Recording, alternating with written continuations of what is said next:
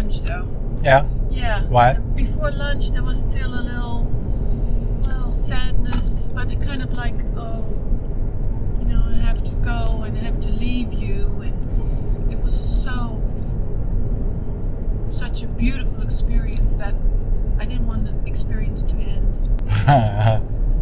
But it's so true that I take everything with me, and it's such a big harvest. Yeah, a big harvest. So I have lots and lots to take with me. What do you value the most? What do I value the most?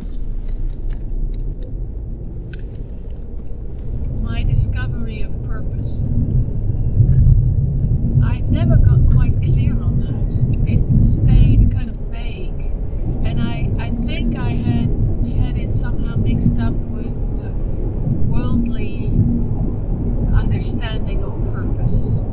Like you have to have a purpose, something to aim at, and then you work towards that goal, like setting goals. And purpose and prayer, that I've discovered that those two, desire, purpose, and prayer, they're all connected. They're all aspects of the same. And that my purpose is really to choose for happiness. That I don't know how. I don't know what truly makes me happy. And it makes me really happy to have discovered that. That I have discovered that I don't really know. I think I know. But when I let go of thinking that I know, then there's so much more possible, so many aspects that are new and fresh and so much Because you're not fixed. Exactly. I'm not fixed on an outcome, man. I don't, it doesn't have, it's not fixed to a form, and that gives me a sense of freedom that I value very much. Yeah, and it's a completely different sense of freedom, as in freedom that I used to know as not having to do anything or not having to be active in any way. This is more freedom as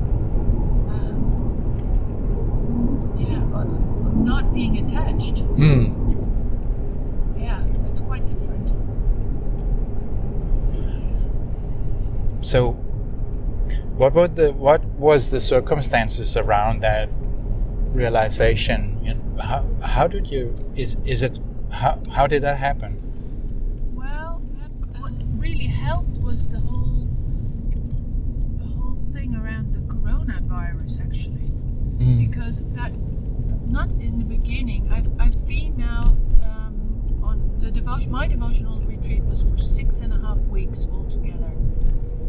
But after 3 or 4 weeks, 4 weeks, then things started to change, and I could not fly back to Holland, and I had to get new airline tickets, and then it became really uncertain, and I had to readjust again and again. And it took me a while to really surrender. Right. Because I still thought that I could somehow figure out how to deal with this rather than surrender to it and choose to be happy regardless of if I would go back or not. Right. And it was only a couple of days ago that I could fully feel that it was totally okay if I would stay another 5 weeks, because that was probably what was ahead of me. 5 more weeks, that would be absolutely okay, and not only okay, I would fully enjoy it and try to be present with it, or go home. And then I realized this is really what it means to let go of the outcome. So it's the gift of having had this amount of time, and the circumstances that seemed to be so upsetting at first, now actually were very helpful. And I think that's again and again what I've learned and seen, watching, listening to everyone in the center and to David and to the whole community. That's really what it's all about. Yeah. So you feel that sense of identifying, following Spirit has been strengthened? Oh, absolutely strengthened. Before that, it was kind of like, if only I could do that. And of course, there were moments that I have listened and I could follow. Of course, there have been many of those moments in my life, but not as a way of living, as a way of focusing every day, as a way of this is not something you practice, half an hour in the morning and half an hour at night.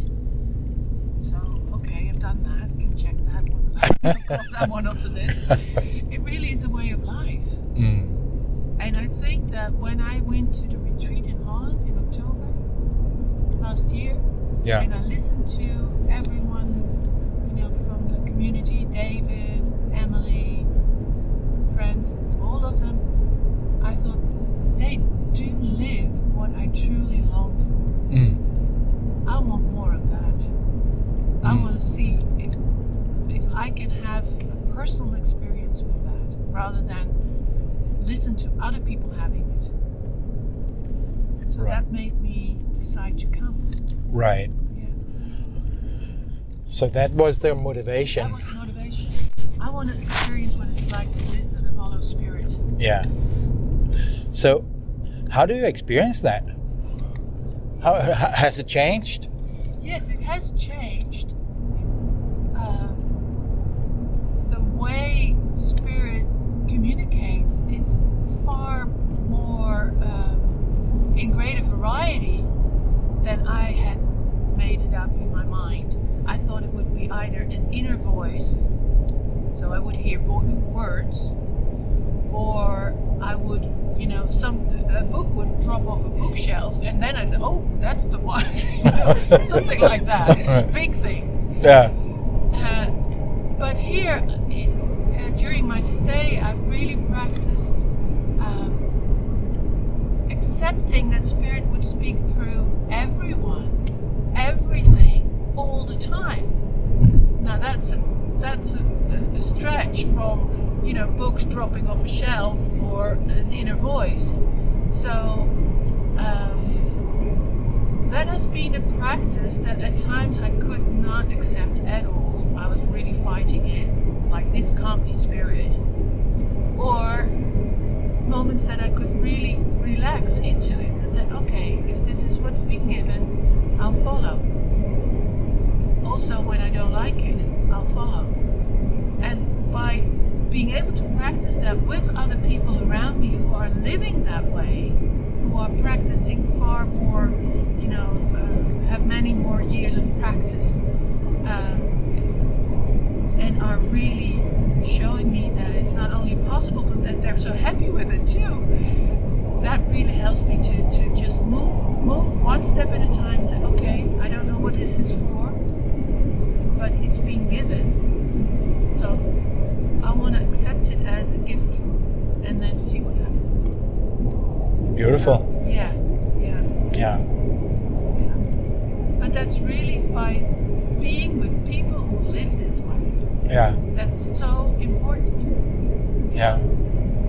For me, that's a way to learn. Maybe other people can do it through a book. I mean, maybe Spirit uses everything for everyone in a different way, I think. But for me, this is really so helpful. Yeah. Well, I guess the setup here is, that everybody share that same purpose. Oh, yes. And so that makes it kind of more focused. Definitely. And also, it's so helpful that when I got stuck, because there were moments that I really felt like I got stuck. I was so emotional, I was so scared, or I was so upset, and I didn't know which was up or down anymore. To be surrounded by people who were just staying present with their own connection to spirit, that in itself was so helpful.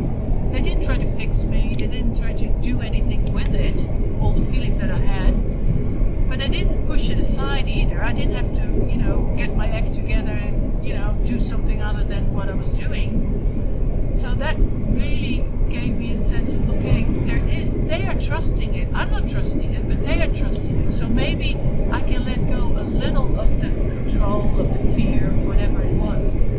So yeah, that was so helpful. Yeah, we really do want to control everything. Oh, we do. I do. Yeah, we want to control everything. Yeah. And it's so tiring and so confusing often. So, yeah. But that's an experience that I needed to have before I could actually let go. Yeah, you got this kitchen thing. Kitchen thing. Yeah. That's a good name for it. That's a project in itself. So yeah. David you? Called it a retreat within a retreat. All right. Yeah.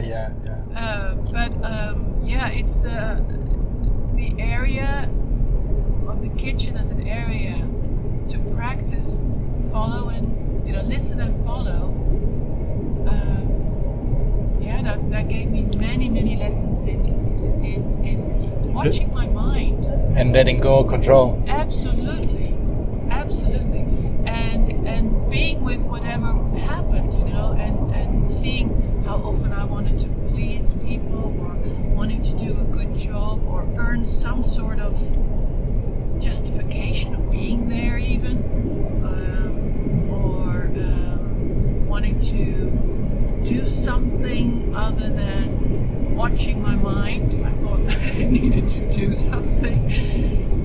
Yeah, and so at first I really resisted the idea. I thought it was not at all what I intended or thought of being, attractive or helpful even, I think. Wow, I can cook, I don't need to do that. And then, well, you're not the one who's doing the cooking. Well, that confused me the first few days quite a bit. I thought, well, who's standing in the kitchen even then if I'm not the one that's doing the cooking? But it really is all, practice. So I did realize immediately I need help here. Uh-huh. So I created I had a little altar in the kitchen. Did you see it? No. I had a little picture up. Yeah. It's a little icon of Jesus. Yeah. I had a little candle and a few flowers. Okay. So when I entered the kitchen to start my day, I just lit the candle and I said a little prayer, and then it gave me the feeling that the kitchen was now a place of prayer rather than a place where food got cooked. Okay. And that was beautiful. Yeah. That was just a symbol for me to say, okay, what's the purpose here? The purpose here is for me to practice, follow and listen and follow, and with everything, during everything that I'm apparently doing, or so it seems that I'm doing. So yeah, it turned out to be a wonderful place to practice. Right. Yes. A sanctuary in the kitchen. Yeah, sanctuary in the kitchen. Yes. Yeah. Yeah. And when I handed over the kitchen to Renata, I said, well, I put that picture up, but that's my idea. It doesn't have to stay there. So now it's your kitchen. So shall I take it down? Oh no, leave it. I said, well, maybe you should get some new flowers then. Yeah. She went out in the garden and got some flowers. Oh, okay. So they're her own choice of flowers now. Okay. Yeah. Yeah, so we're on the way to the airport and we cannot sit beside each other because we have a coronavirus going on here too. Yeah, we just hugged before we got into the car because no one is allowed to see us hugging. And here there's totally empty. There is not a car on the road at all. It's totally empty. So It's kind of surreal. it is. It's totally surreal. Where are all the characters in the movie? Yeah. Yeah. Like everybody's on a break. Yeah. Yeah. And when you're getting home, you're getting into 2 weeks of quarantine. Yes, at home. Yes. Yeah, it's. I actually see it as a great way of, for a transition period, because it's been so different from my life before I came here, and life has changed also so much in Holland since I've been here, that this is actually quite a gentle way, and so yeah, I'm feeling good about it. It's not. It is what it is. Yeah. It is what it is. Yeah. There's no resistance there.